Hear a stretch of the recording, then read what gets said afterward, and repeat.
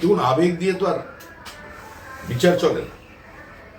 বিচার চলে নির্দিষ্ট তথ্যের ভিত্তিতে। আদালত নির্দিষ্ট তথ্য প্রমাণ চায় এবং সেই লক্ষ্যে সিবিআই তদন্ত করছে, এটা ঠিকই। তদন্তের দীর্ঘসূত্রিতা কিংবা আদালতের এই প্রলম্বিত ব্যবস্থা অনেক সময় মানুষের আবেগকে আহত করে, কিন্তু যেটা হবার সেটা হবে, অপরাধী শাস্তি পাবে, এটা বিশ্বাস করি এবং বাংলার মানুষও বিশ্বাস করেন কেন্দ্রীয় তদন্তকারী সংস্থাই এখানে প্রকৃত অপরাধীকে খুঁজে বার করতে পারে। তৃণমূল কংগ্রেসের পক্ষ থেকে ধারাবাহিকভাবে এই ঘটনা থেকে দৃষ্টি সরাতে এবং যে ক্রমবর্ধমান জনরোষ এবং যে স্বতঃস্ফূর্ত প্রতিবাদ রাজ্যব্যাপী আজকে এই সরকারকে উৎখাত করবার জন্য দানা বেঁধে উঠছে, সেটাকে সরানোর জন্য একটা খুব দুর্বল চিত্রনাট্য তৈরি করেছে ক্যাপিটাল পানিশমেন্ট। ক্যাপিটাল পানিশমেন্ট কি ভারতবর্ষের আইন অনুযায়ী আলাদা আলাদা রাজ্যে আলাদা আলাদা আইন তৈরি করা যায়? তাহলে তো দেশের সংবিধানটাকেও বদলে দিতে হবে, দেশের পুরো আইন বিচার ব্যবস্থাটাকেও বদল করতে হবে। পশ্চিমবঙ্গটা কি কোনো আলাদা রাষ্ট্র, স্বতন্ত্র রাষ্ট্র, না পশ্চিম বাংলাদেশ?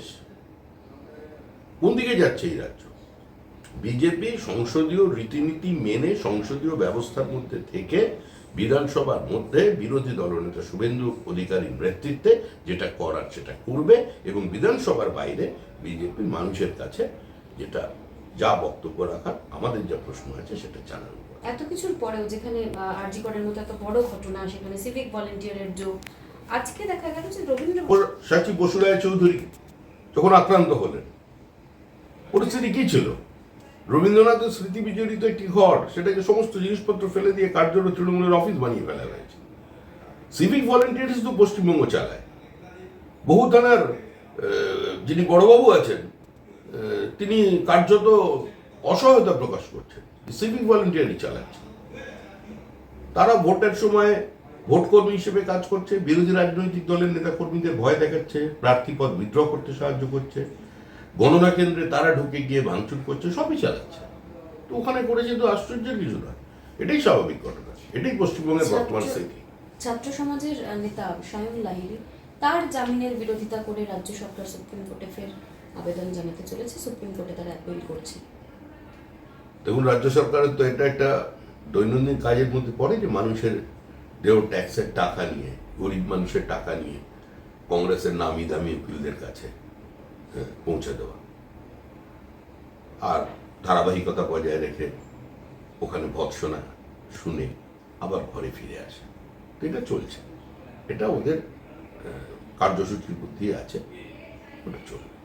কুণাল ঘোষ তিনি টলিউডের একাংশের প্রতি সরব হয়েছেন। তিনি বলছেন যে হিন্দিতে যারা রয়েছেন, হিন্দি ছবির জগতে যারা রয়েছেন বা অরিজিৎ সিং এর মতো সিঙ্গাররা, তারা গান গাইছেন, শ্রেয়া ঘোষাল তিনি কনসার্ট ক্যান্সেল করে দিচ্ছেন, কিন্তু বাংলায় যারা রয়েছেন, যারা মুখ্যমন্ত্রীর বদান্যতায় ভালো ভালো পোস্ট নিয়ে রয়েছেন, তারা বাংলার পক্ষে কোনো ছবি বানাচ্ছেন না, তাদের মুখে কেন কুলু? দেখুন, এটা শাশুড়ি বৌমার ঝগড়া, এর মধ্যে আমরা ঢুকতে যাবো না। কুণাল ঘোষকে অভিনন্দন, তিনি খুব সুন্দরভাবে তৃণমূল কংগ্রেসের আভ্যন্তরীণ অবস্থা, তাদের রাজনৈতিক কর্মক্ষমতা এবং তাৎক্ষণিক রাজনৈতিক প্রতিক্রিয়া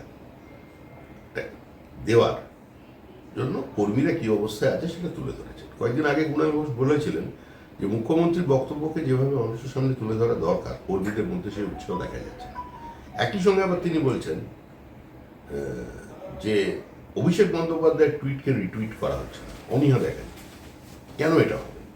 এখন উনি যারা চিত্রতারকা আছেন, যাদের রাজনীতির ল্যাটারাল এন্ট্রি হয়েছে এবং যারা বিভিন্ন জায়গায় নির্বাচিত জনপ্রতিনিধি হয়ে গেছেন, তাদের শিল্পকর্ম কোথায়? তারা কেন মমতা বন্দ্যোপাধ্যায়ের মতো একজন মহিষী নারীকে ঠিক মতো তুলে ধরতে পারছেন না? তৃণমূলের রাজনৈতিক অবস্থানের নিয়ে তাদের থিয়েটার, তাদের গল্প কাহিনী কোথায়?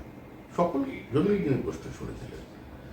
থিয়েটার কর্মী থেকে শুরু করে যারা মানে চিত্রতারকা আছেন, প্রত্যেকেরই ভূমিকা, দলে কিছু নেই, কার্যত তারা দলকে কিছু কন্ট্রিবিউট করছেন না। এই ঘটনায় তারা কেন প্রতিবাদ করছেন না? তারা কি এই অবস্থা থেকে মুক্তি চান? এটাও একটা প্রশ্ন, এটা কুণাল ঘোষ করেছেন। কিন্তু আমি আবার বলছি, এটা হয় শাশুড়ি নয় বৌমা, এটা ওই বিষয়, এর মধ্যে আমরা ঢুকতে চাই না।